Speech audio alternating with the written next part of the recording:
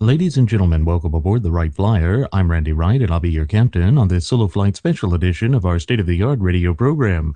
Folks, this will be the final boarding call, so if you please, claim your seats, fasten your seatbelts, kick back, relax, and enjoy the show while I go ahead and delve into the brief flight checklist, as there really is a lot of news and information to get to before I may fully indulge you with your in-flight entertainment.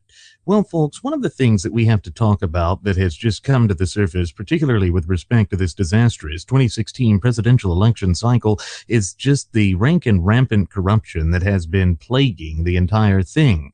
Now, that should come as no surprise to anyone, particularly when you consider who it is that's involved with it. And of course, I speak of none other than Hillary Rotten Clinton and that of the New York billionaire, businessman, real estate tycoon, and all-around Bulgarian, Donald J. Trump, who also happens to go by the two alter egos of either John Barron and John Miller on any given day. So, in a way, what we could say is this 2016 election cycle has boiled down to bread and circuses. Now, it's important to recall the historical implications of what that means when we say bread and circuses. It goes back to the dying days of the Roman Empire. At that time, what was going on was that the Roman governmental infrastructure was just incapable of keeping up for the demands of the people. Starvation was beginning to become a major problem. Rampant inflation was also another problem. And so the Roman emperors decided to distract the attention of their subjects by going forth and putting on spectacles at the at the Colosseum, such as gladiatorial matches in which they were giving bread away to keep down the hunger of the average Roman citizens so that they wouldn't rise up in armed insurrection and rebellion. So in a sense, that's what we're having here in these United States of America. Everywhere we turn, the twin cancerous doctrines of political correctness and moral relativism have come to the surface and to the forefront, and it is threatening to tear this nation apart at its seams. But there's more to it. There's more to this corruption, which just serves to alienate even greater portions of the electoral base of these United States of America. It's when you are dealing with this sort of rank and rampant corruption that the people begin to feel as though their voice doesn't matter within the system, particularly when you have those who keep pushing for this erroneous and flawed notion of voting for the lesser of two evils, as if that will somehow magically allow the next batch or slate of candidates in the upcoming elections to be better than those that went before them. Yet again, nothing could be further from the truth, because by embracing this flawed ideology and going forth with this flawed argument, it just pushes the problems further, because the so-called establishment of the two mainstay political parties get complacent. They believe that the American people are too stupid to realize exactly what's going on, and therefore they have also shown tacit acceptance or approval for increasingly worse candidates because they'll keep voting for the so-called lesser of two evils. So you see, it really does not put us in a good position. It is an untenable situation, an unsustainable situation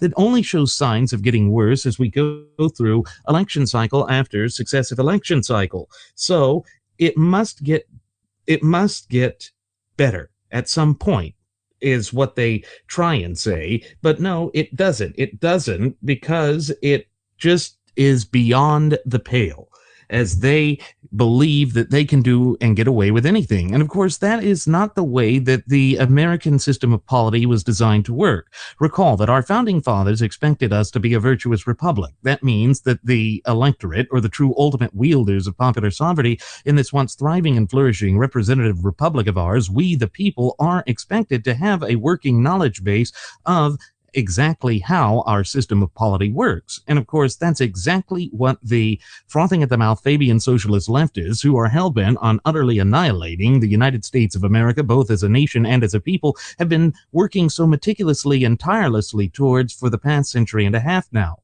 And so they embrace the corruption. It's basically going once again back to Cloward and Piven. Recall that during the 1950s and 60s, Cloward and Piven, two academicians from Columbia University, decided that they would overwhelm the American system of welfare, which was something that was created by the frothing at the mouth Fabian socialist president Franklin Delano Roosevelt with the New Deal and the supposed security net that he was creating with Social Security.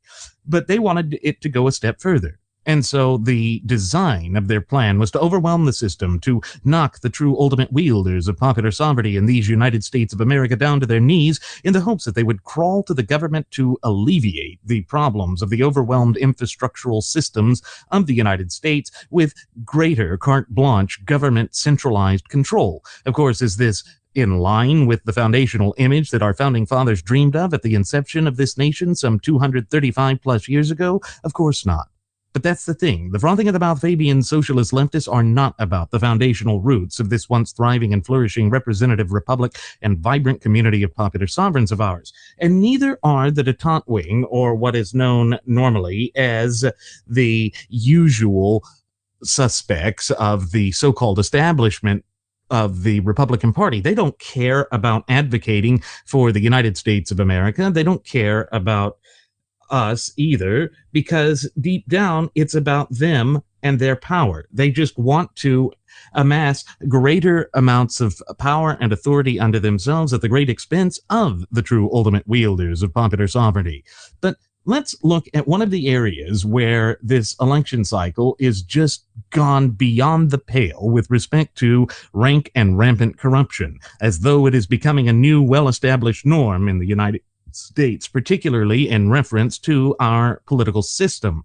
We all know that there was this Attorney General in Florida by the name of Pam Bondi. She was one of the ones that was turned to help investigate the fraud allegations that occurred with respect to Donald Trump's Trump University, something that was just a major catastrophe with respect to his credibility and with respect to his claims of being a straight shooter and calling things just as they are. In fact, what he did was he engaged in fraud. He bamboozled students. He led them astray. He made promises that he couldn't keep. And if that sounds familiar, it should, because that's exactly the same thing that he's doing with respect to the arena of American politics and this disastrous 2016 presidential election cycle. So what is it that is so bad? Well, we first of all know that Pam Bondi, the disgraced Attorney General for the state of Florida, had accepted a donation from Trump in the amount of $25,000.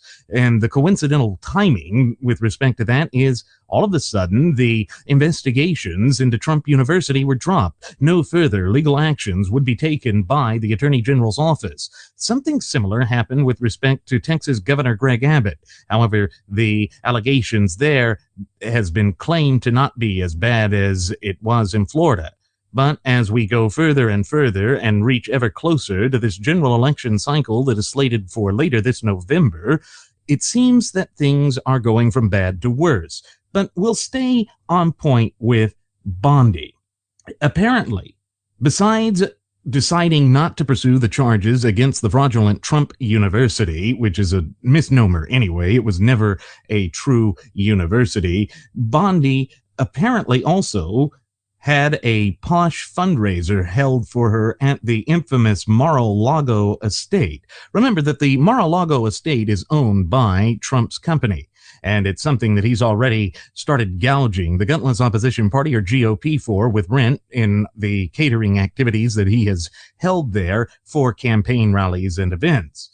It's interesting to note that the Huffington Post reported on Wednesday that although Trump did not financially contribute to Bondi at his fundraiser, he hosted the event at the steep price of $3,000 per person and allowed the event to take place at Mar-a-Lago at the small price of $4,855.65. Now, in Trump terms, that's practically for free because he loves to gouge people of their money when they are being involved in his estates.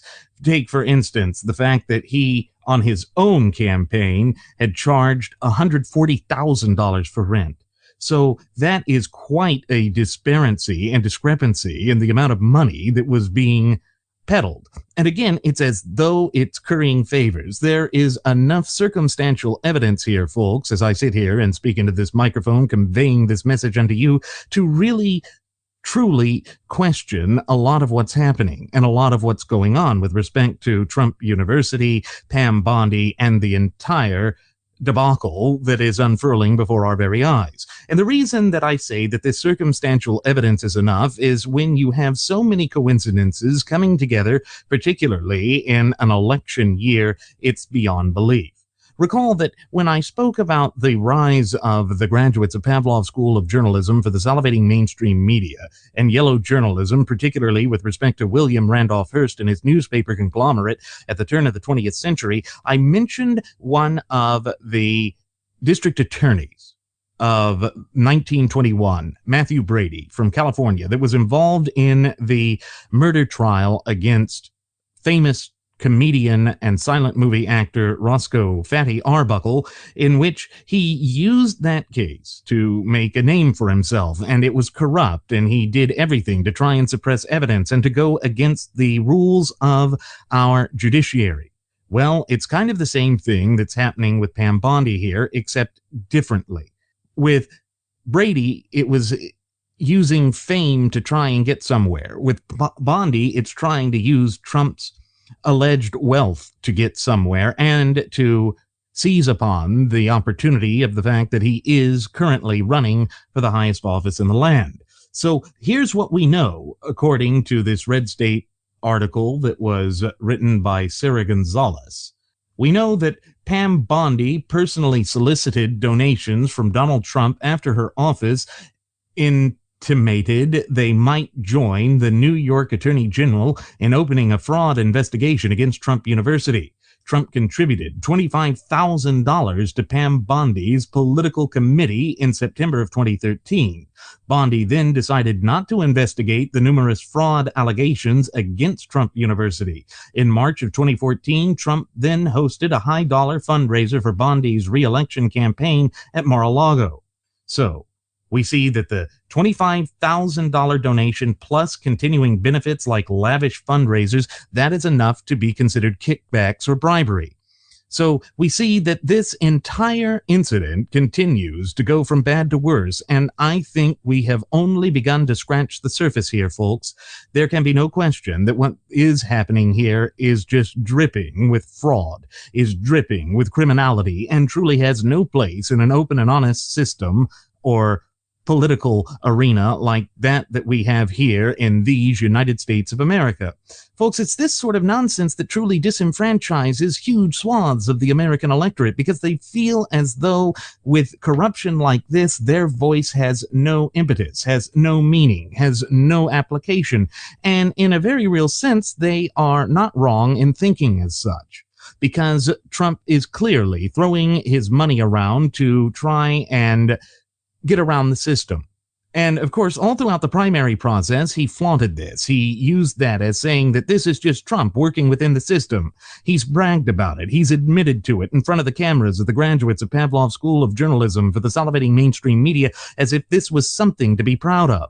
And truth be told, I do believe that John Miller or John Barron, or is it Donald Trump today, we never know, is proud of the fact that he's able to manipulate the media that way. Recall that we have reiterated on previous episodes of Radio Aviation Excellence, the Wright Flyer, that Donald J. Trump has abused the media, has figured out that if he goes out in front of the cameras of the graduates of Pavlov School of Journalism for the salivating mainstream media and says increasingly outlandish statements and just flings mud around and engages in personal attacks and character assassination, that he can garner free media coverage and attention. Recall that he has received 3 times as much free airtime as any of his primary competitors did all throughout the primary process. Folks, this is truly media manipulation of our electoral process, and it's disgusting. It shows that the corruption goes from Trump to the media, and the media is complicit. But now, just as my first officer, Jeremy Grapenton, and I have oft-times warned on previous episodes of Radio Aviation Excellence, the Wright Flyer, now that Trump has clinched the nominee for the gutless opposition party, or GOP, the salivating mainstream media has turned their backs on him. They are using the free media attention that they're giving him now to give him nothing but negative press, to attack him, because he does have so many skeletons in his closet. You might as well say that he has a cemetery in there. But back to the Pam Bondi issue. We know that just last week, the IRS fined Donald Trump $2,500 for the Bondi contribution. The penalty was assessed after the IRS discovered that Trump's charitable foundation made the political campaign donation, which violates tax rules governing non-profit organizations. So you see, already, Donald J. Trump proves that, again, he does not believe that the rules of law apply to him. And that's the very problem that we have with respect to his candidacy.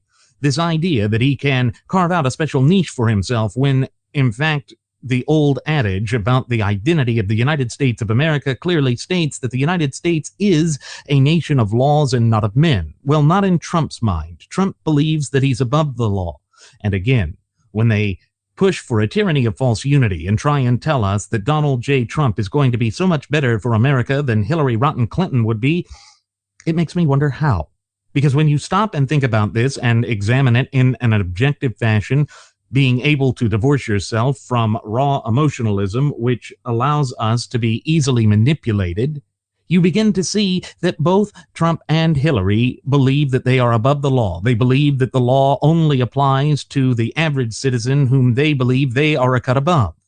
That is so diametrically opposed to the traditional values that we hold near and dear in this once thriving and flourishing representative republic and vibrant community of popular sovereigns of ours. We cannot ignore this, and it shows no signs of improving at any time within the foreseeable future. So, after that, it was also uncovered that there was apparently an error on Trump's tax returns, obscuring the political donation by supposedly or allegedly in accident or in error listing the $25,000 contribution to Kansas Charities with a similar sounding name instead of Bondi's political campaign, allowing the donation to go unnoticed by the IRS. So we see that he's already attempting to bamboozle the Internal Revenue Service. Now keep in mind, we don't have any love for the Internal Revenue Service here at Radio Aviation Excellence, the Wright Flyer. In fact, most Americans, at least the tax-paying Americans, have no love lost for this organization because of its ramshod tactics and the fact that it was targeting conservative groups and organizations for quite some time, going back to before the 2012 presidential election cycle. But of course, the detente wing of the gutless opposition party, or GOP, refused to act upon it. This, too, shows that corruption and do-nothing attitudes have become a new norm in the American system of polity, again alienating and disenfranchising the true ultimate wielders of popular sovereignty, we the people. We must bring a swift and immediate end to this sort of chicanery and nonsense. We have got to bring a modicum of sanity back into the American system of polity if we ever hope to place this nation back onto the path to prosperity. Now, I know that that's far easier said than done, particularly when you take into account the way that the gutless opposition party, under Rinse and Repeatus, the chairman, bent over backwards to allow the charlatan Trump-Alini to take control of the reins of political power, at least within the gutless opposition party, or GOP. That is something that cannot be ignored. It shows that they are doing everything to oust true, dyed-in-the-wool constitutional compositionists or constitutional conservatives from the rank and file of the Republican Party. But keep in mind what the trend of history shows with respect to the Republican Party every time they attempt to abandon their core principles and the basis of their conservative philosophy. They don't win. In 2008, John McCain was the presidential nominee to face up against the disastrous Barack Hussein Obama. He lost. Why? Because he was not running as a conservative.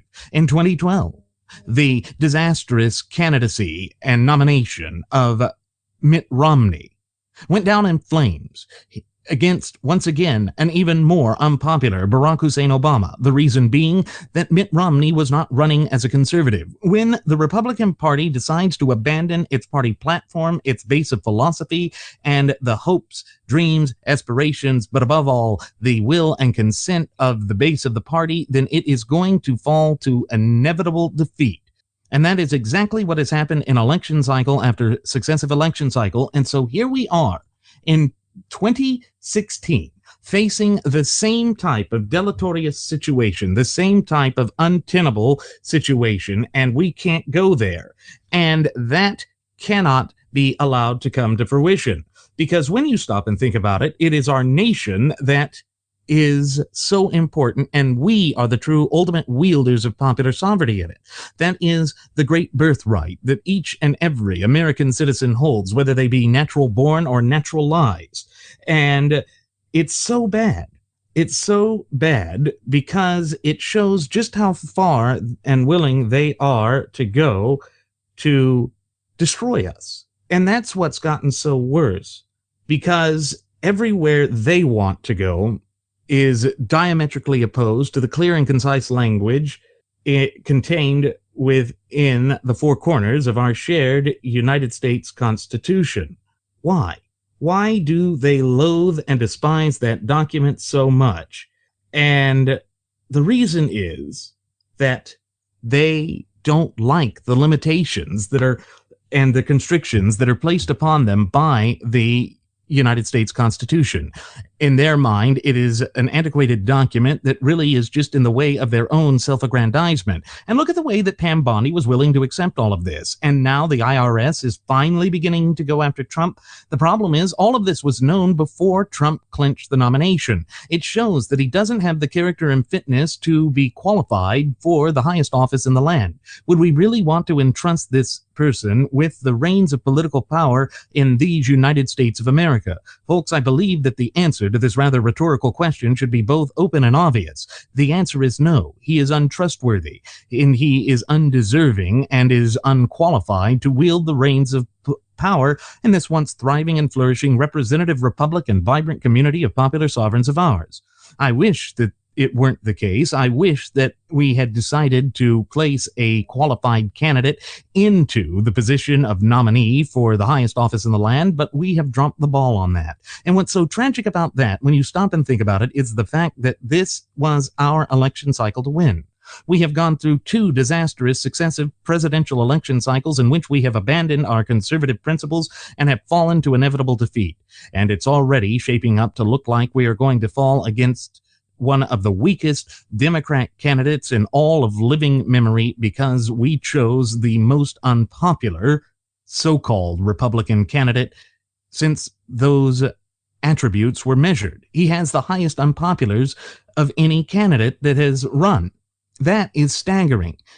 And then when you take into consideration the fact that he has dismantled all of his logistics that were set in place for the various primary and caucus states that he won all throughout the primary process, we see that he's already facing an uphill battle against the well-oiled political machine of Hillary Rotten Clinton. Why would he do this? Again, it raises a serious question that my first officer, Jeremy Grapington, and I have asked on previous episodes of Radio Aviation Excellence, the Wright Flyer, and that is whether Donald J. Trump was ever committed to winning this thing.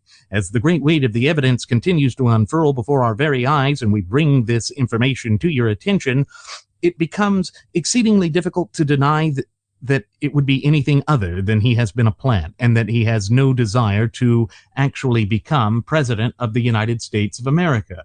I wish that weren't so. I wish that we could just go forth and have decent things because of everything. Why? Why again? Why again do we abandon our principles? Because it's only when we embrace our principles that we do well. It's only when we stand up for that in which we believe that we actually succeed. But again, it seems as though the detente wing of the gutless opposition party, or GOP, does not wish to succeed, just as their candidate does not wish to succeed.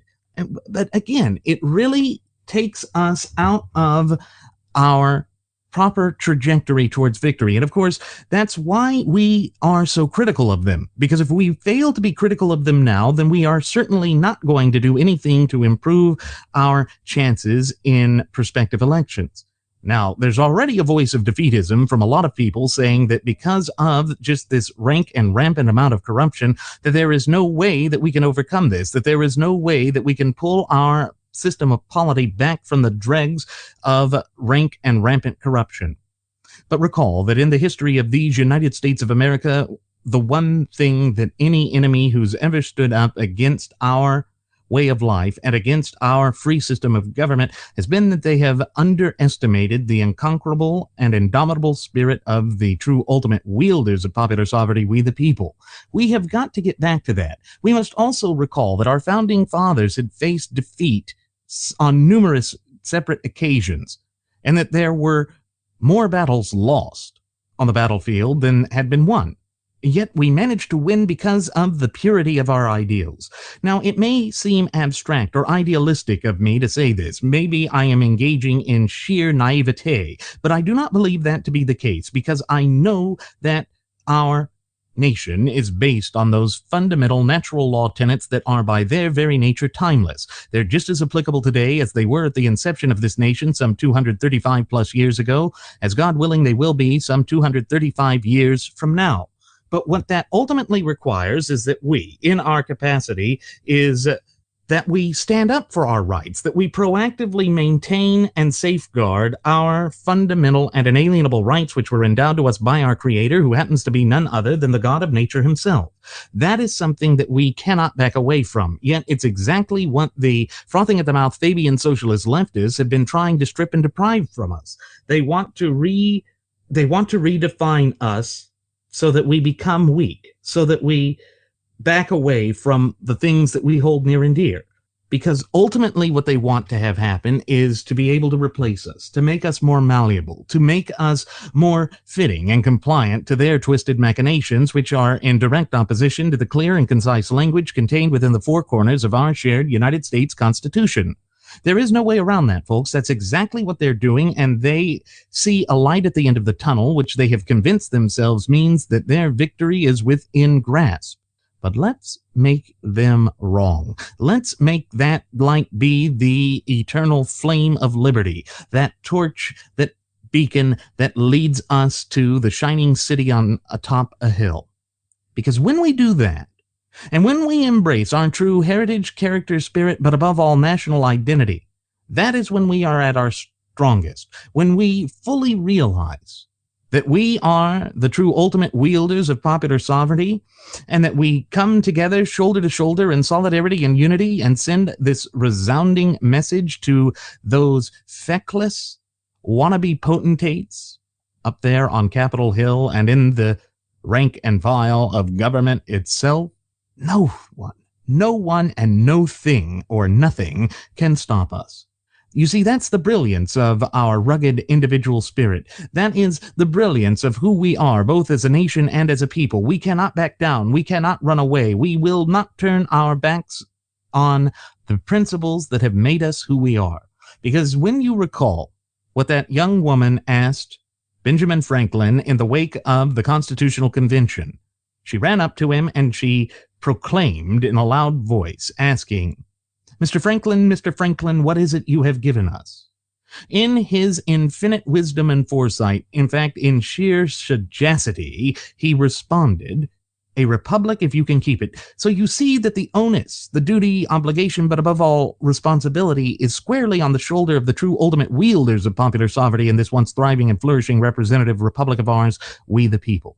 It is our duty, our obligation, our right to stand up for and to defend this nation, to do everything that we must to ensure that this experiment in a representative Republican form of government based on the tenets of liberty and the natural law tenets does not fade from this earth, so that this experiment was not done in vain, and so that we can hand this down to posterity. Because when you look at the clear and concise language and contained within the preamble to the United States Constitution, you see that they clearly intended for this to be handed down to the up-and-coming generations, and indeed those generations which have yet to be born. That's what they meant when they said that they wished for this to stand for posterity.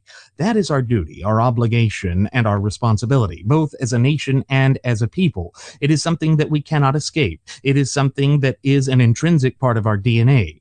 Recall that Obama tried to say that racism was an intrinsic part of the DNA of these United States of America. Yet nothing could be further from the truth, because the ideals of the natural law do not apply in such a way. But of course, being a member, a staunch member of the frothing of the mouth Fabian socialist leftist, Barack Hussein Obama does not believe in the natural law tenets. In fact, he goes out of his way to try and besmirch and belittle it, because he knows that it is diametrically opposed to his own positions, and that means he would be thwarted in his efforts. In fact, he's already come out and said that he's a bit amazed by the amount of resistance and resilience that can be found in the clear and concise language contained inside the four corners of the United States Constitution. Well, yes, of course it's resilient. That is what our founding fathers had designed it to be. They had designed it to overcome all of these hurdles, obstacles, and adversities that would be thrown against them by these nefarious forces and agent provocateurs of tyranny, despotism, oppression, and what have you. That is their goal.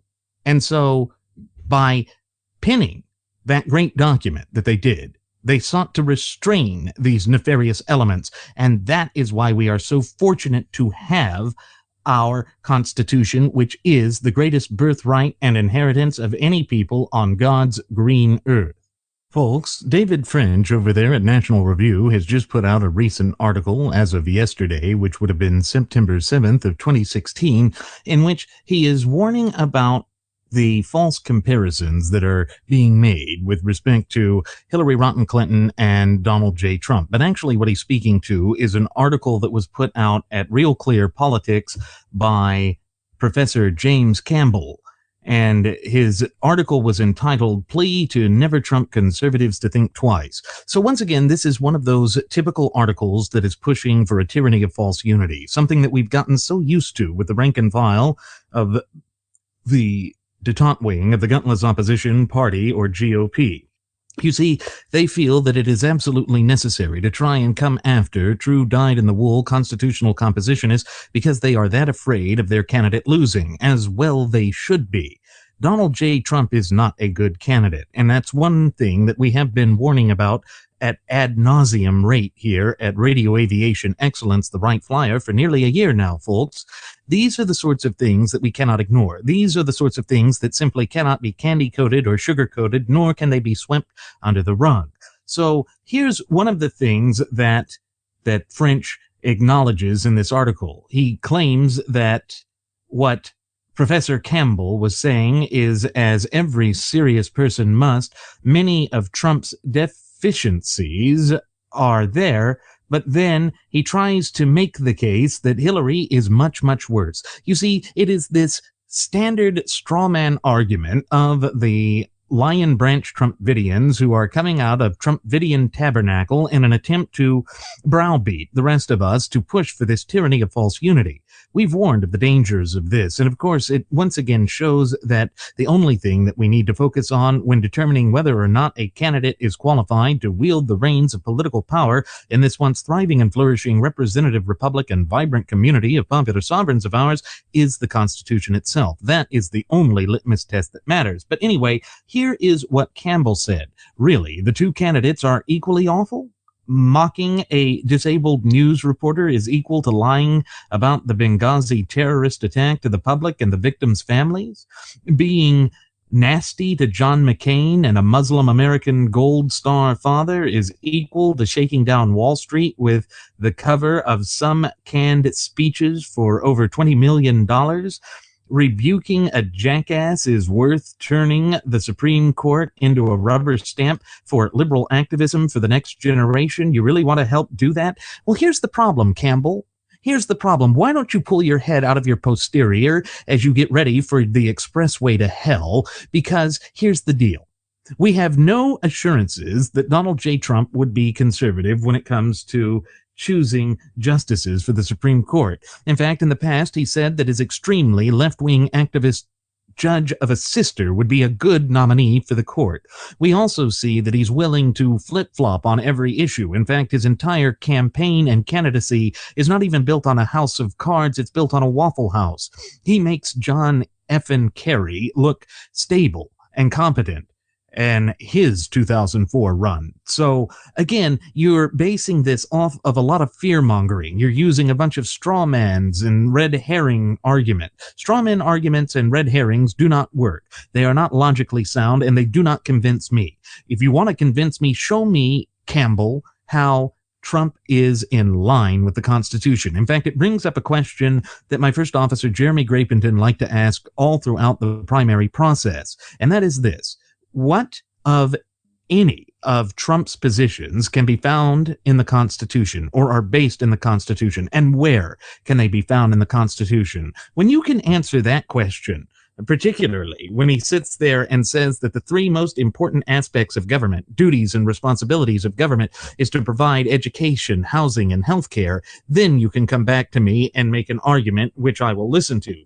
Other than that, it is just a bunch of nonsense. It's just a bunch of fluff.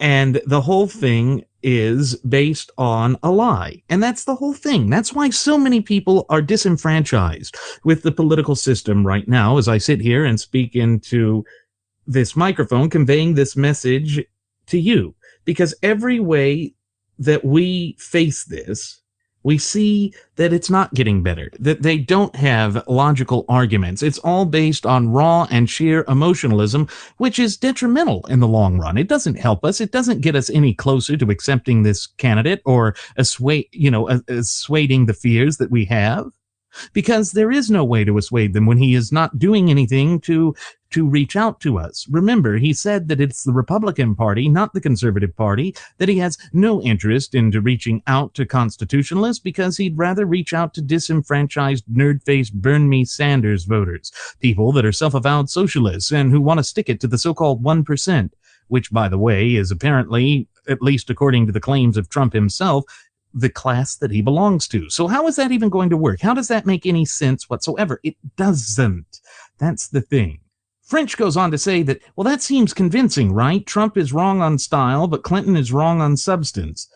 And yes, we could say that it's not on the same. But here's the thing. And I'm going to break off of what French is saying here and kind of add to it. It's when you have this undeniable pattern, this repetitive pattern that just keeps cropping up time and time again with respect to the mafioso quafioso, there's no way to deny that he has this problem, and that the problem is showing no signs of improving at any time in the foreseeable future because he lacks the willingness to do it. You have to be humble. You have to be willing to show that you're willing to be a servant of the true ultimate wielders of popular sovereignty in this once thriving and flourishing representative republic of ours, we the people. And of course, Donald J. Trump has shown no signs of that whatsoever because he doesn't believe in it. That's not what he wants to do. That is not what his modus operandi has been about. And so he just continues to move forth with these diabolical schemes that is pitting, Republican against Republican. It's in direct violation of that 10th commandment of Ronald Reagan, that thou shalt not attack thy fellow Republican. Well, Trump has done that, and he's shown a willingness to do that far greater than he has to go after any of the Democrats. He's never once gone to the lengths and extents against Hillary Rotten Clinton or any of the Senate Democrats or any Democrat politicians that he was willing to go after Texas Senator Ted Cruz or Florida Senator Marco Rubio or even former Florida Governor El Jefe Jebe Bush. We here at Radio Aviation Excellence, the Wright Flyer, had are problems with the vast majority of the slate of candidates that was vying for the nomination for the gutless opposition party's presidential position.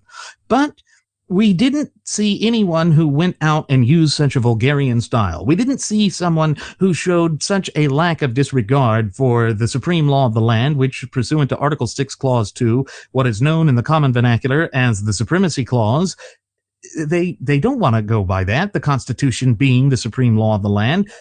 Trump has gone out before and said that he's never once read the Constitution from cover to cover because he didn't find any intrinsic or inherent value in it.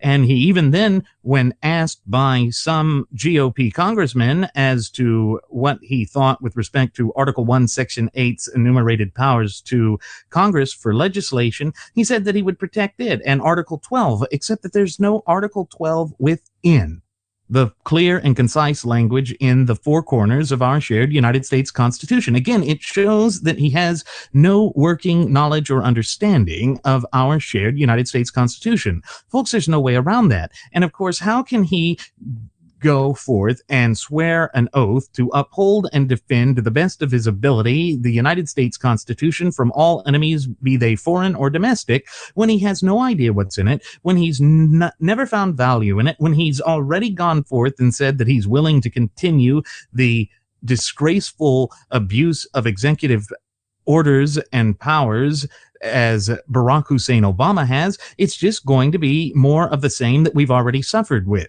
And when the office of President of the United States, which is the highest office in the land, has been so stretched beyond the scope of its applicable power as contained within Article 2 of the Constitution, that is a major problem, because it shows that the person that we would need to entrust with the powers in that office must have restraint.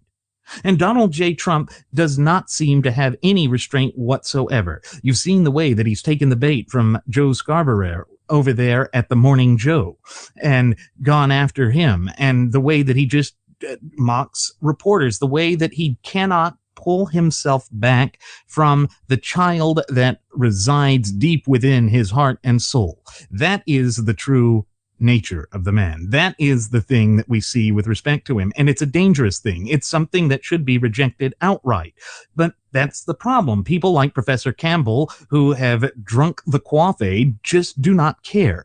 They believe that their fear of Hillary justifies any level of depravity that this mafioso quafioso is willing to plunge our entire electoral process into. We can't accept that. It cannot become a new norm in these United States of America, because it is making a mockery of who we are, both as a nation and as a people. Now, I'm not saying this from some position of naivete.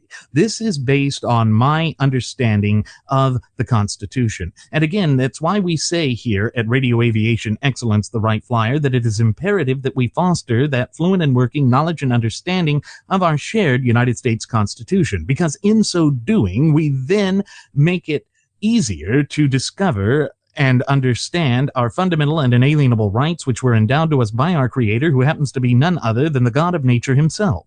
And as my first officer, Jeremy Grapenton, has said on previous episodes, without our rights, we're left with nothing.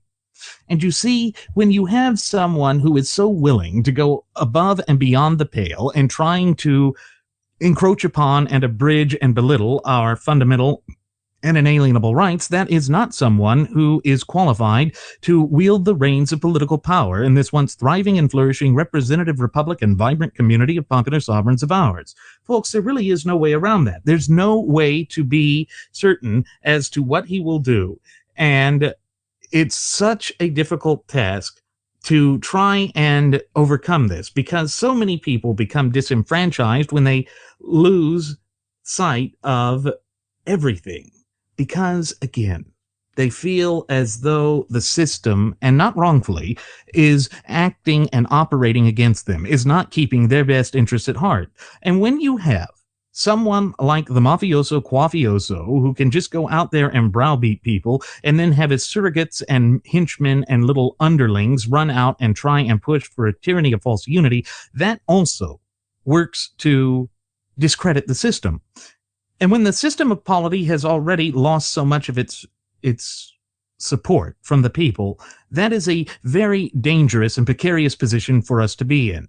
Because history shows, when you look at, say, fascist Italy, or the rise of the National Socialist German Workers' Party, or as it's known in its acronym as Nazi Party, it arose in a time when the people of those respective nations had fallen to such a position that they did not trust their government, that they did not believe that the system of polity was working, that representative forms of government were failing.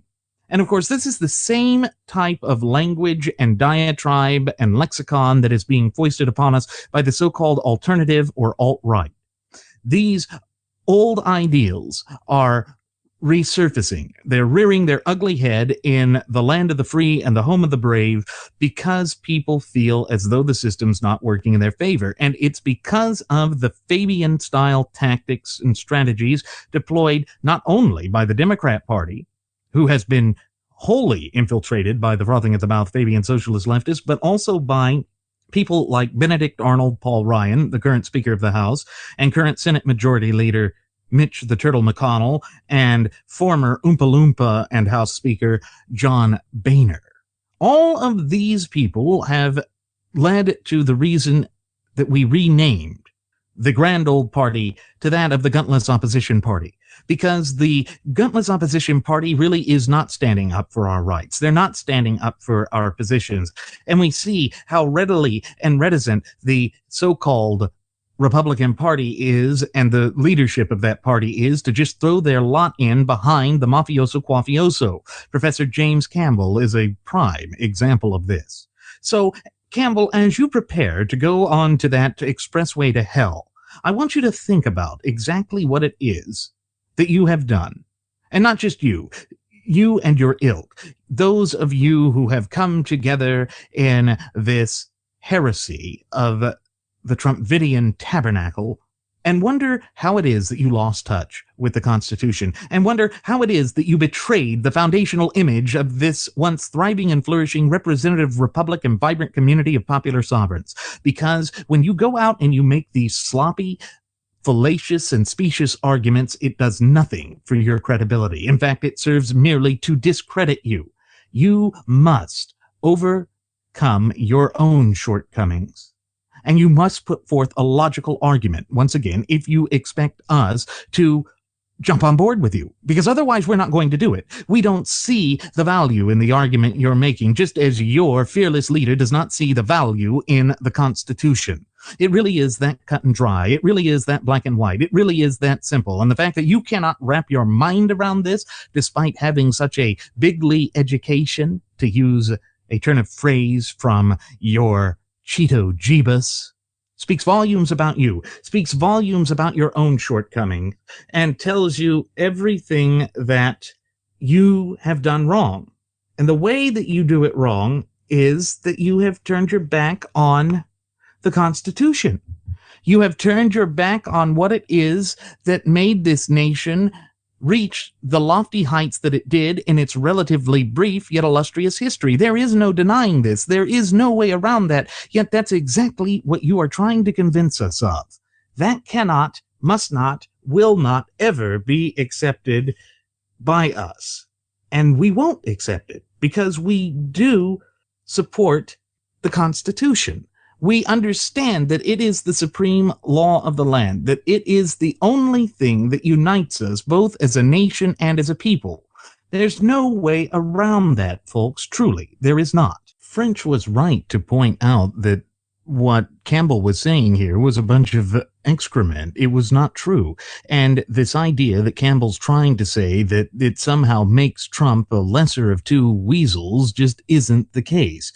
In fact, I'm very impressed with the way that French handled it, because he went through and he just individually attacked the arguments and lines of reasoning that was put forth by Campbell, which just really lacked any sort of intellectual depth or genuineness, for lack of a better term.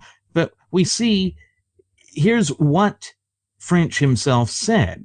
He said, yes, Trump is wrong on style, but Clinton is wrong on substance. Of course, mocking a reporter or making fun of a POW isn't as bad as lying to the American people about a terrorist attack. If that was the analysis, I'd vote for Trump. But then French went on to say that even if I thought he was a jerk, and I do, so with a clean conscience. However, Campbell's comparisons miss the mark. Trump is wrong on style and substance. He's just as awful as Hillary Clinton. And yes, French is right to point this out. The reason that Trump is just as bad is you see from his own past dealings, from his own past contributions, he has delivered more for the Democrats and the frothing at the mouth Fabian socialist leftists who are hell-bent on utterly annihilating the United States of America, both as a nation and as a people. And folks, there really is no way around that. This is one of the problems that we've been warning about ad infinitum here at Radio Aviation Excellence, the Wright Flyer, for nearly a year. Donald J. Trump is a wolf in sheep's clothing, and there's a very important reason why we should take that into consideration. It's because when you consider that the original iconography of the Fabian Society, which traces its origins back to 19th century Great Britain, you find that they adopted that of a wolf in sheep's clothing. It's so that they can intermingle with the upper crust of society to try and become an integral part of society, thereby perverting it once and for all. That has been their modus operandi for at least a century and a half now, folks, and these are the sorts of things that simply cannot be ignored. But it is a problem. It is a problem that continues to haunt us to this very day. And they really do literally believe that they see a light at the end of the tunnel and that means that victory is within their reach.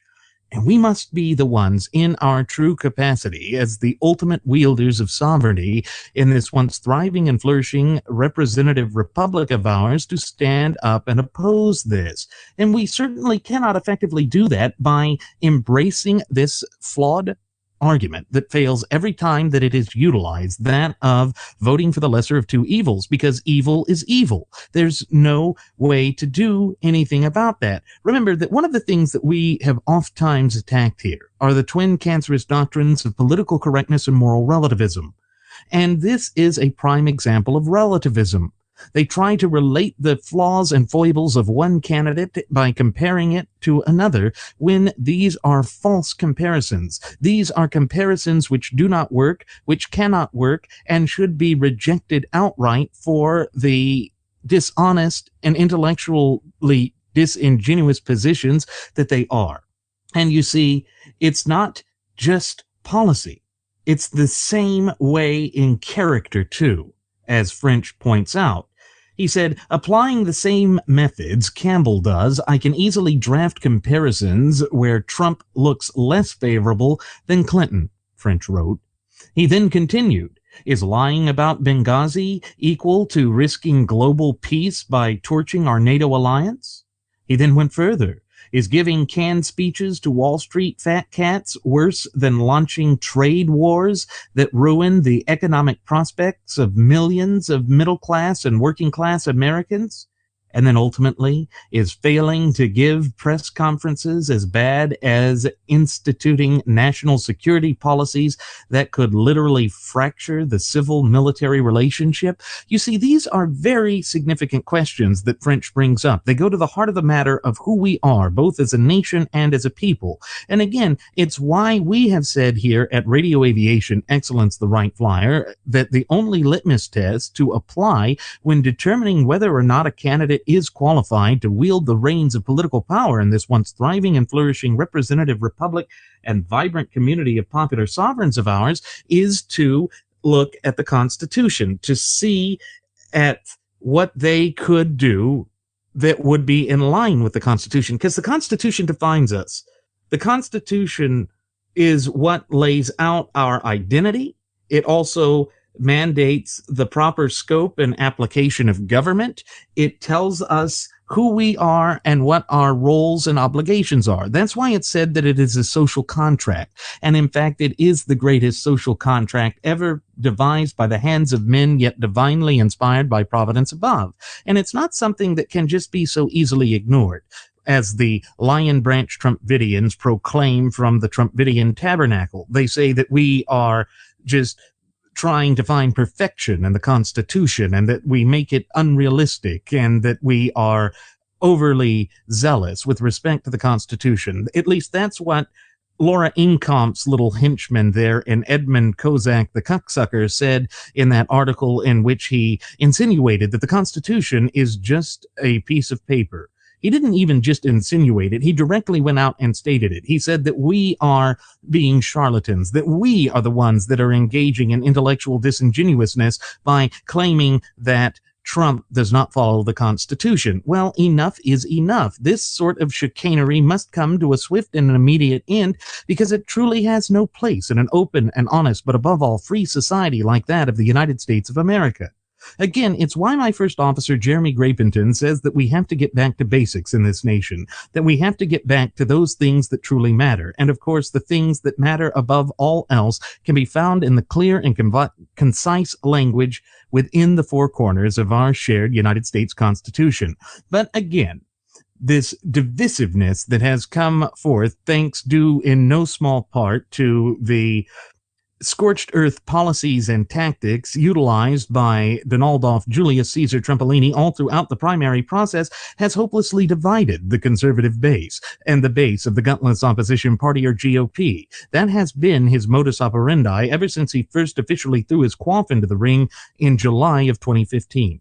You see, folks, the magnitude and the seriousness of what we are facing in this disastrous 2016 presidential election cycle cannot be ignored.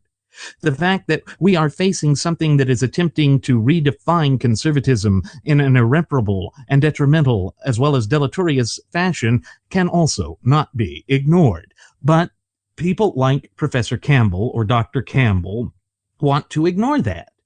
And it's as French says in his article, neither major party candidate is conservative. Neither candidate has the character to be president, and both advance policies which French believes are deeply harmful to the country. And I have to agree, because when you don't look at the Constitution and when you are advocating for positions which are directly and are the polar and exact opposite of what's contained in the Constitution, you're not standing up for our values and our principles. You're not looking out for the best interests of the true ultimate wielders of popular sovereignty in this once thriving and flourishing representative republic of ours. You are engaging in the very same sort of tactics and strategies and policy positions that have led us to this untenable, unsustainable, and just unrecognizable situation that we have.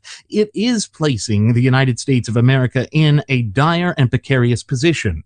And is that not what we have been trying to prevent for so long now? Is that not against what they want to do to us? And therefore, we must overcome these problems. But again, how do we come to these practicable and real-world solutions that can really get us over these problems? Well, the only way is to go back to basics. And of course, basics in this country is the Constitution.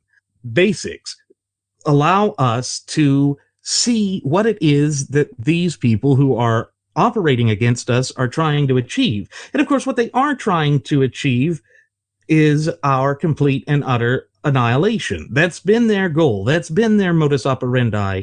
And that's exactly what they want to do, because they loathe and despise us, because they don't want us to be free. You see, it's all a battle for the hearts, souls, and minds of the American people.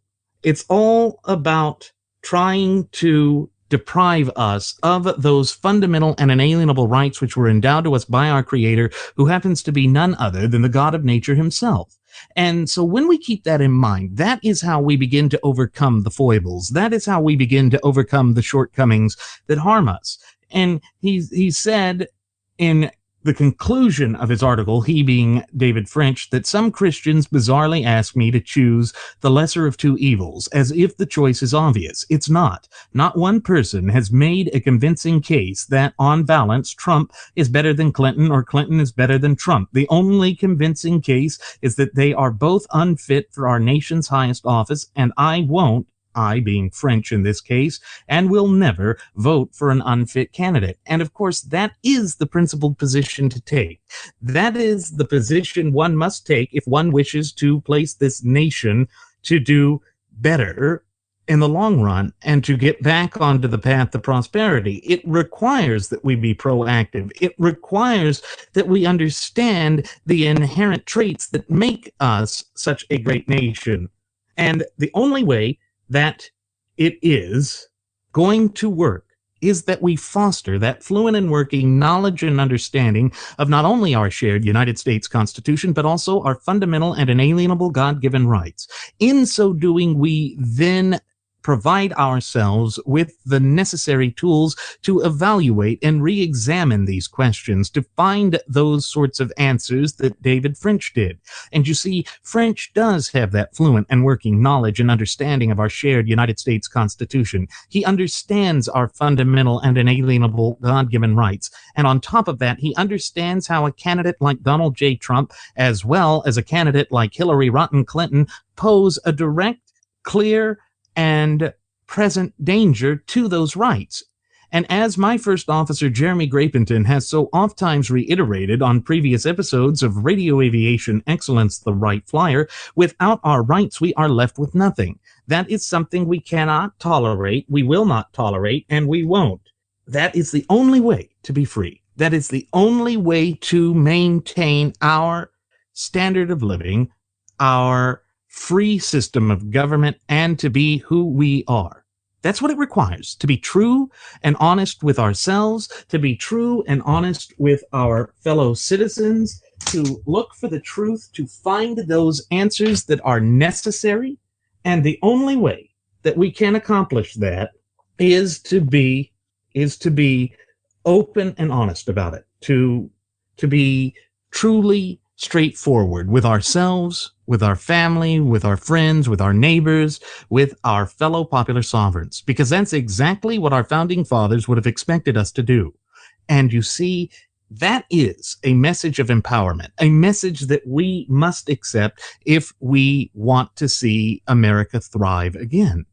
Because unlike what Donald Trump says in his hollow, shallow, meaningless, and empty platitude of "Make America Great Again," or his new one that's even more laughably absurd of "You can't get any worse than this," or whatever the hell it is, it just isn't true. It doesn't work. It doesn't reflect who we are, either as a nation or as a people. And so that is a major and significant hurdle and obstacle that we cannot overcome unless we are willing to ask these prodding, soul-searching questions that may produce answers that we don't want to hear, which would be that we chose a wrong candidate.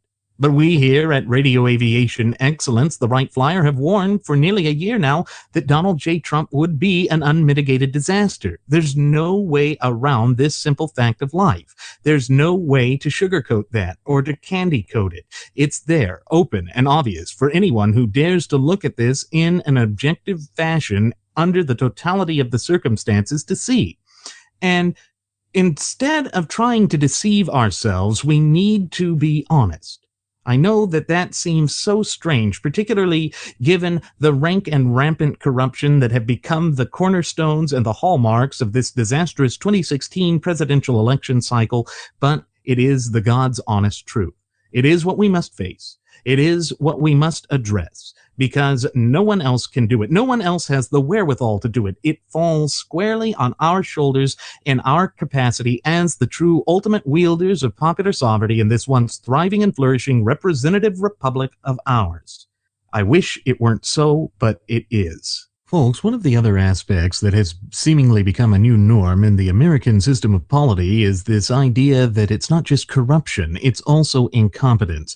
We have seen a display from not just the two mainstay political parties' candidates that they aren't qualified, because recall that one of the questions that was asked of the New York billionaire, businessman, real estate tycoon, and all-around Bulgarian, Donald J. Trump, who also happens to go by the two alter egos of John Barron or John Miller on any given day, is what is the nuclear triad, or which do you think's the most important aspect of the nuclear triad? Well, as we've reiterated on previous episodes of Radio Aviation Excellence, the Wright Flyer, the nuclear triad is our nuclear based defense system. It's a three-pronged system. You have your bomber wings, such as the B-52, that can carry a nuclear payload.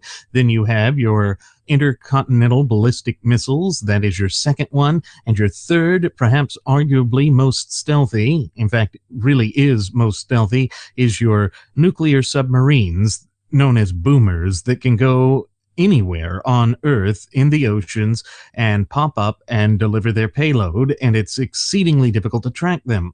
Well, Donald Trump didn't realize what that was. He was stumped by it. He was bamboozled by it. And the graduates of Pavlov's School of Journalism for the salivating mainstream media had their yuck it up moment with their gotcha moment there. But it displays a greater issue that is impacting each and every one of us. It shows that the quality and caliber of candidates that are vying for the highest office in the land has greatly deteriorated, that they're no longer playing at the level that would be in order to ensure that we're protected. And that's a major issue, particularly in this post 9/11 world. I mean, folks, we really are coming up on the 15th anniversary of the September 11th attacks of 2001. Can you believe that that much time has passed? But I think what's even worse is the fact that we have become as polarized as we are today.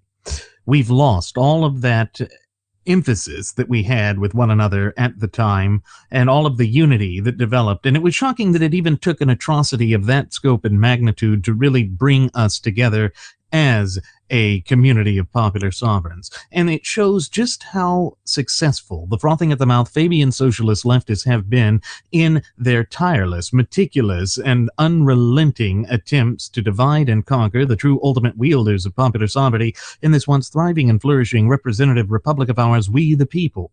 And of course, that is the detrimental and deleterious impact that they want to have. They want to engage in the tried and true, albeit threadbare, tactics and strategies of divide and conquer in the hopes of pitting American citizen against American citizen so that we tear out each other's throats and do the dirty, heavy lifting for them, so that they can then go and drastically, fundamentally, and irreparably transform this nation away from being a constitutionally endowed, federalist, representative, Republican form of government to some George Orwellian-style nightmare, a frothing at the mouth Fabian socialist leftist dystopia that truly has no place in an open, honest, but above all free society like that of the United States of America. And so you see that they have been successful in that. But at the start of this segment, I said it's not just the two candidates for the mainstay political parties that have shown a unique ineptitude. The other one is the so-called libertarian candidate who really doesn't seem to hold any of the traditional views of the libertarians, that of Gary Johnson. And this is shown in the Washington Examiner by Kelly Cohen, in which Gary Johnson had to ask, what is Aleppo? Of course, Aleppo is a city in Syria, and it's one of the areas that has been hardest hit by the just conflagration of war that has been spinning out of control in that region for, goodness, it's been at least 4 years now, folks, because it's been going on since the last presidential election cycle. And of course, folks, there really is no way around that. That is something that must be known. It's something that has been out in the, just trashy tabloids and even regular newspaper rags out there, and on the 24-hour-a-day, 7-day-a-week cable news cycles, and on the internet as well. And so there really is no excuse. But poor little Gary Johnson there sure seemed pretty confused about what was going on when he was being asked about that city, the city of Aleppo. He literally had to ask, what's Aleppo? But folks, we here at Radio Aviation Excellence, the Wright Flyer, have oftentimes told you not to just take the things we're saying at face value. So I'm actually going to key up the soundbite here so that you can hear the man speaking for himself. And it's a little bit of a long one, but I think it's worth listening in. So here we go. I'm going to go ahead and key that up now. You is from just like, was it a gotcha thing? Should you have known it? In retrospect, do you know it? Well, when you recognize what's going on in Syria, when you recognize that that Aleppo is in the kind of the epicenter, Aleppo, not knowing that there's a city in between the two forces, really at the epicenter of but not remembering or identifying that that's Aleppo, guilty.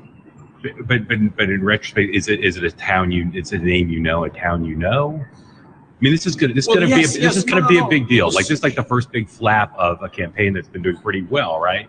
It's going to be a big flap. I promise you. It already is. So I'm just wondering how you. I'm incredibly frustrated with myself. Right. Right.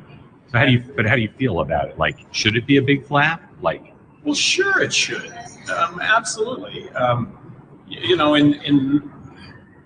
use this as an example. In New Mexico, there's an area called Colonias, which is really destitute, if you will. I mean, it's between the borders. Well, I'm asked running for governor, what do you think about the Colonias? And I say, what do you mean Colonias? You don't know what Colonias? Well, no, what's Colonias? Well, and then they described So what does that do? Well, I mean, you see, he's admitting that he's inept, admitting that he doesn't know what he's talking about. Keep in mind, this is a man who's wanting to push for pot dealing. I mean, he's a man who has his own pot farm. He's a bit of a statist in his own right, and he's gone forth and basically accepted positions that are nowhere in line with what true libertarians would ever support. And it's disgusting to see, because really what it shows is it exposes his ineptitude for everyone to see. It's just broad as day. And if that is the way he's going to handle things, you know that the graduates of Pavlov School of Journalism for the salivating mainstream media is just going to tear him up. They're going to see him as a joke of a candidate that he is. He's not standing up for anything. Keep in mind that he's also pushed for that hoax of so-called man-made global warming to claim as though that is some real thing that we ought to be concerned with. It's all a bunch of bovine and equine excrement, but it is going to harm him because he's coming out and looking as incompetent as Donaldolf Julius Caesar Trumpolini did in response to the questions about the nuclear triad. But do I think that Gary Johnson is smarter than Trump? Of course. Of course. He is a former governor, but that's not saying much.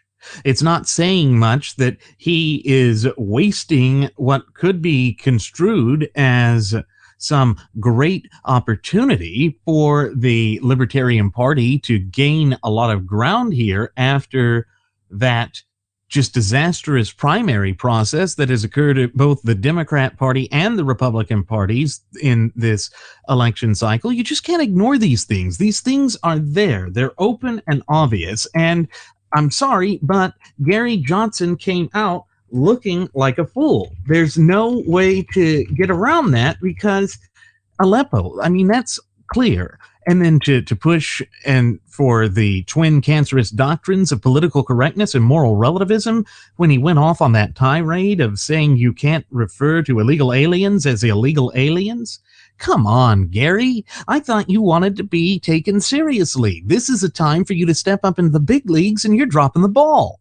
But speaking of his position on illegal aliens and this problem of that flood of illegal aliens just pouring through our porous southern border. And it's not just our southern border, and it's not just Mexicans that we worry about or other Latin Americans that we worry about. It's also ISIS. ISIS has become a major problem. And recall that one of the major complaints against this disastrous Barack Hussein Obama regime is that they have not handled that correctly. Recall that he first came out in front of the cameras of the graduates of Pavlov School of Journalism for the salivating mainstream media to proclaim that ISIS was a junior varsity, that it was an existential threat, not one that should be taken seriously, not one that posed a direct threat. And then we had San Bernardino. Then we had these other issues like the Pulse gay nightclub shooting. This is directly tied into the very things that Obama didn't want to admit. But then we have Don Trumpolini over there, who can't seem to make up his mind on having a core principle or conviction or values. And so he's waffling on the illegal immigration or alien issue. I hate to call it illegal immigration because immigration is a legal process.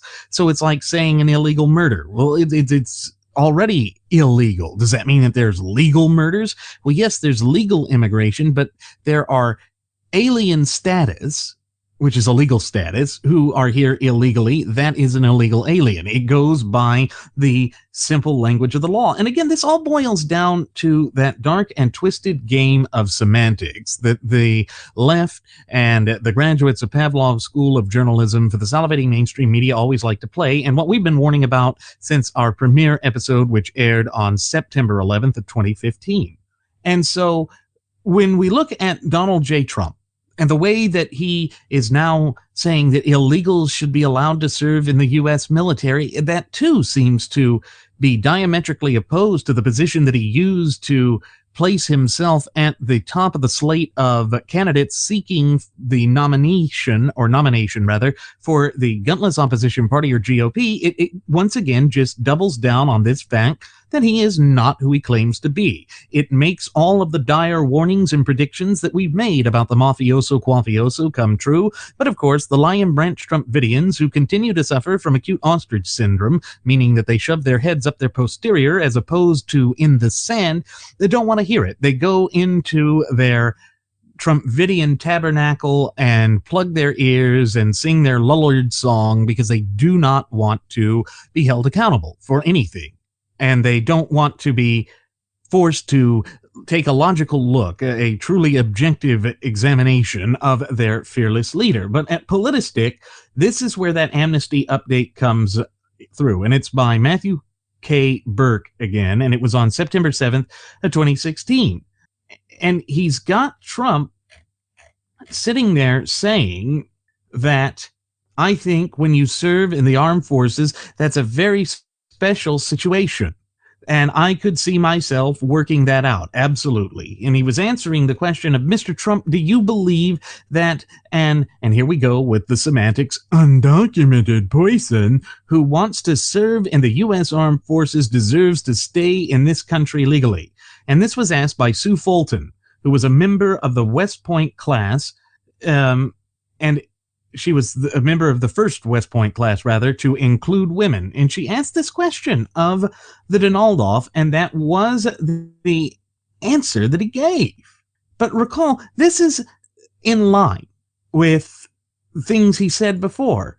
Remember when he kept saying, oh, there's softening. What really drove Ann Coulter nuts is this whole thing of softening on illegal aliens. But no. Don Trumpolini can't be troubled with being consistent.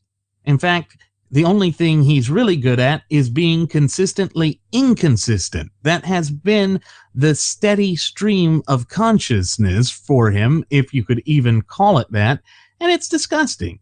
It's sad to see that that's the way he is and that he's always been, and he had done that by going on Laura Incomp's program. Laura had said, finally, again, you're going to be asked this, so I might as well ask it. The line last week, and of course this was back in September 1st or around that time, you were softening on immigration. Then you come out with a very specific, very pro-enforcement plan last night. Where's the softening? Donald Trump's response was, oh, they're softening. Look, we do it in a very humane way. We're going to see with the people that are in the country. Obviously, I want to get the gang members out. I want to get the drug dealers out. We've got a lot of people in this country that you can't have, and those people will get out.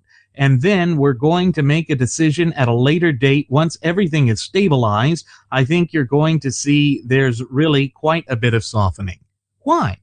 Why is that necessary? Why do we want to use selective enforcement of the law? Again, you're making a mockery of our entire system of law, the way that this nation was designed to work. And recall that old adage that is still applicable is that the United States of America is a nation of laws and not of men. That means that the law applies to everyone equally, irrespective of their socioeconomic status, irrespective of governmental title, irrespective of anything of that nature. But of course, that sort of mindset, that sort of reality does not cross the mafioso quafioso's mind, because he's just got it in his head that it's okay to sit there and lie about it, to be who he is, which he doesn't like to say who he is.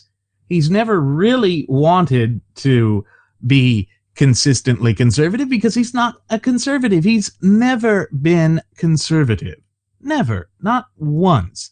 And so we see he is so willing, so very willing to go out there and lie. To go out there and lie and to bamboozle the people. And that is why we here at Radio Aviation Excellence, the Wright Flyer, have referred to him as the Pied Piper of disillusioned conservatives. Folks, there really is no way around it. There's no way around who he is and what he's done and how it's been just against everything that we hold near and dear in this once thriving and flourishing representative republic and vibrant community of popular sovereigns of ours.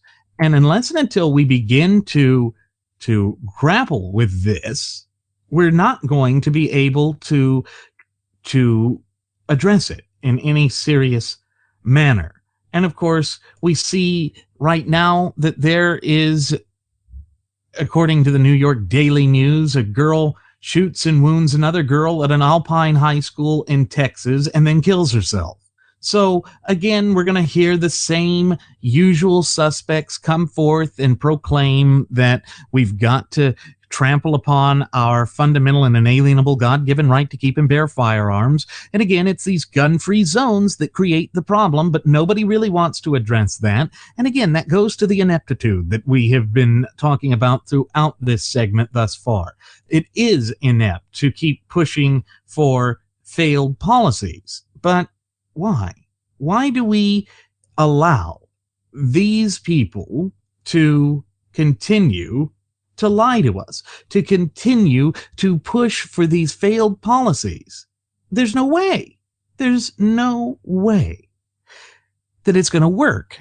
And that's the problem that we're facing. It's just not getting better. It's not improving. It's just a failed system, a failed way to try and pit American citizen against American citizen in the hopes of tearing us apart. That is what they have always wanted to do. And it shows that when you have candidates like the mafioso quafioso and Hillary Rotten Clinton, there is nothing that we can say that will improve the circumstances or make us feel better about the current state of affairs, because neither one of them is going by the only thing that matters. What we have oftentimes reiterated on previous episodes of Radio Aviation Excellence, the Wright Flyer, is necessary to truly bring us back and to place us onto the path to prosperity, and that is to embrace the Constitution. No one, not even Gary Johnson, who doesn't know what Aleppo is able to say in this election cycle that they are committed to upholding the Constitution. But that's the only thing that truly matters, as we've said. Then we see that Trump has said many ridiculous things during a speech last night, but Red State points out one of the ones that's the worst. And this is by Leon H. Wolf. And he starts off with saying that Donald Trump had said so many ridiculous and false things last night during his town hall, or whatever it was, that it's difficult to know where to even begin responding to them. And I can see that being the case. It is difficult to respond to the great plethora of things that he has been just so wrong on. But it goes on to say that he repeated numerous flat-out lies that have been conclusively debunked, such as the lie that he opposed the Iraq war before it started, that he opposed intervention in Libya, and so on. Frequently, he exposed the fact that he has no clue what he is doing or talking about. So there's that ineptitude, such as his assertion that he has a secret plan to defeat ISIS, but he would still ask the new generals he installed to give him a plan. So let's take a listen to one of the most absurd arguments he made from the man himself. because it's shocking. So here we go. I'm going to cue it up right now. No victor there. Believe me, there was no victor. But I always said, take the oil. One of the benefits we would have had if we took the oil is ISIS would not have been able to take oil and use that oil. Let me stay on ISIS. To fuel themselves. Hillary Clinton's. So what does that mean? What does that mean?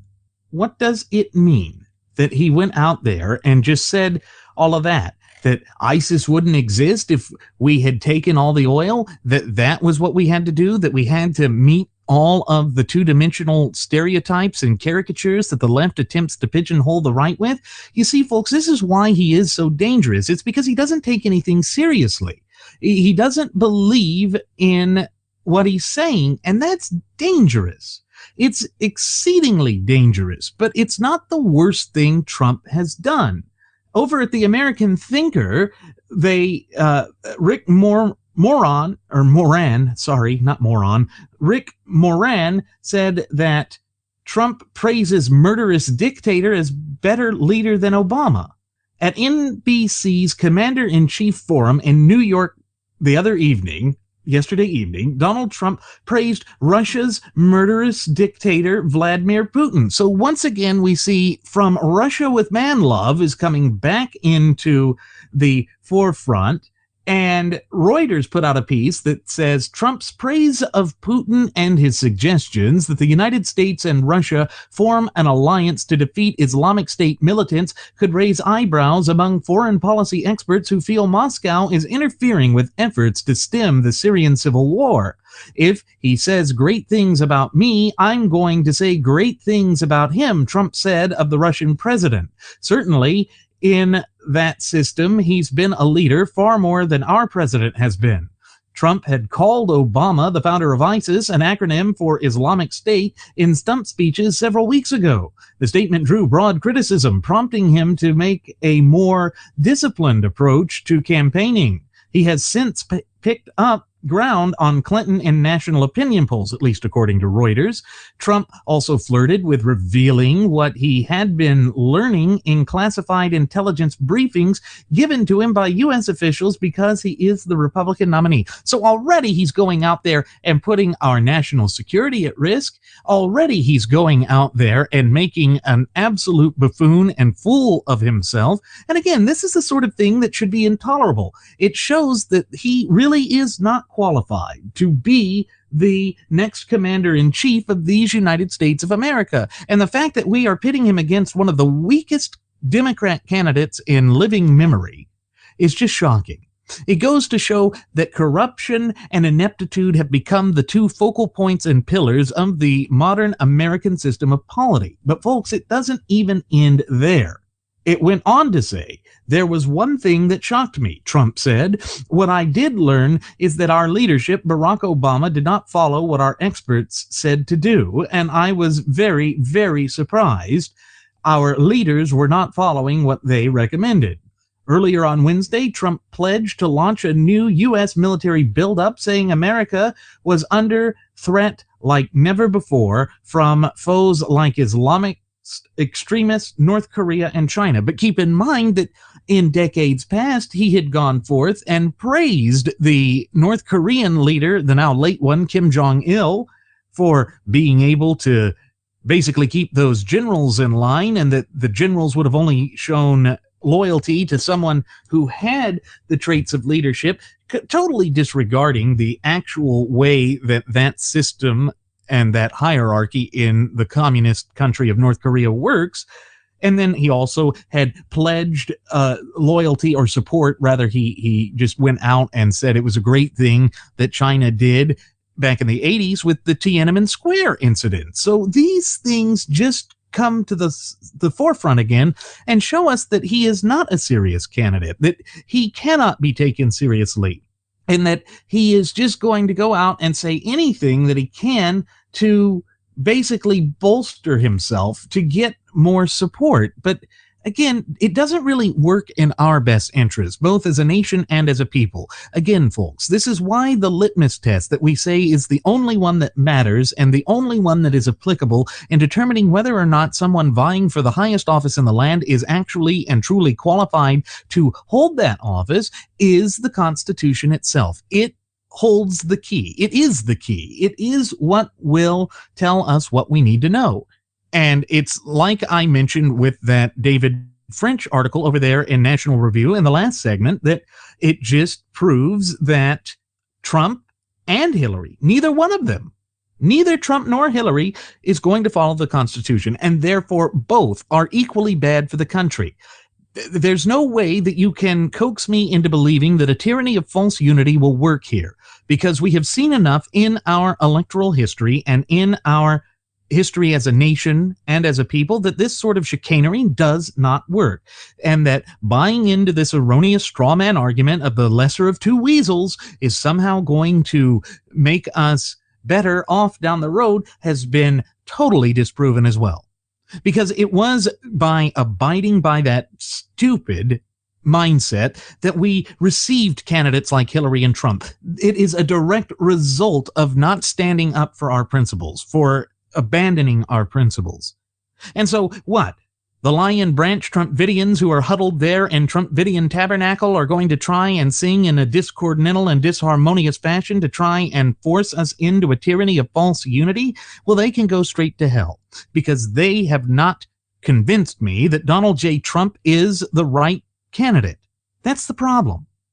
None of the people that are vying, whether it be Darrell Castle, whether it be Tom Hoefling of the American Party, whether it be Gary Johnson or Donald Julius Caesar Trumpolini or Hillary Rotten Clinton, none of them are standing up for our time-honored values, traditions, and institutions. None of them are providing us a path which will place this nation back onto the proper path to prosperity. That is the disingenuous aspect of it all. And of course, the rank and file of the graduates of Pavlov's School of Journalism for the salivating mainstream media aren't going to address this or analyze this in any meaningful fashion. Why? Because deep down in their heart of hearts, they don't want the American people to be able to think for themselves. They don't want you to realize just how powerful you are in your role and capacity as the true ultimate wielders of popular sovereignty in this once thriving and flourishing representative republic of ours. And so you see that these deleterious outcomes continue to plague and haunt us. We continue to encounter these untenable, unsustainable, and just unacceptable situations because of the rank and rampant corruption that is plaguing our nation. But it's also the incompetence and ineptitude at the higher ranks and the upper echelons of this once thriving and flourishing representative republic and vibrant community of popular sovereigns of ours that continues to cause problems as well. Because none of those who are vying for the reins of political power in these United States of America really understands what's necessary to place this country back onto the path of prosperity. To really, truly, fundamentally place these United States of America back onto the path of prosperity, we are going to have to realize that it is only the ultimate wielders of popular sovereignty who can do that, we the people. And the only way to do that is to return to strict adherence to the clear and concise language contained within the four corners of our shared United States Constitution at every level of government. Because recall that when the states ratified the Bill of Rights, they also made that applicable to them. That was part of the agreement. That was part of the contractual agreement. You'll see that in the preamble to the Bill of Rights, and recall that, yes, our Constitution has two preambles.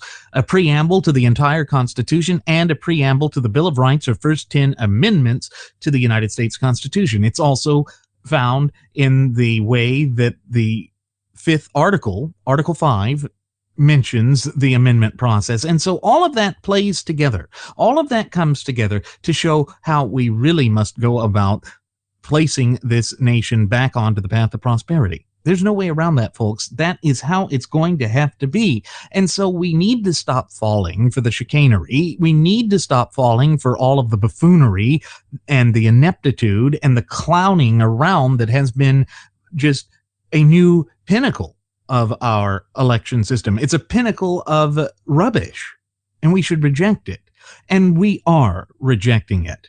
Now, with that said, it is time to go ahead and begin our descent, so I'm going to send the flight attendant back for one last round of alcohol. You can ask her about Aleppo. She probably knows, and if she doesn't, just push her out of the plane. As always, folks, I'm Randy Wright, and I've been your captain, and I want to thank you for choosing to fly the Wright Flyer. I invite you to leave any questions, comments, or concerns you may have, either here on our YouTube page or our Google Plus page or on our Facebook page. And on top of that, I invite you to follow us at Twitter with the Twitter handle @RadioAviationEX. One more time, folks, that's @RadioAviationEX.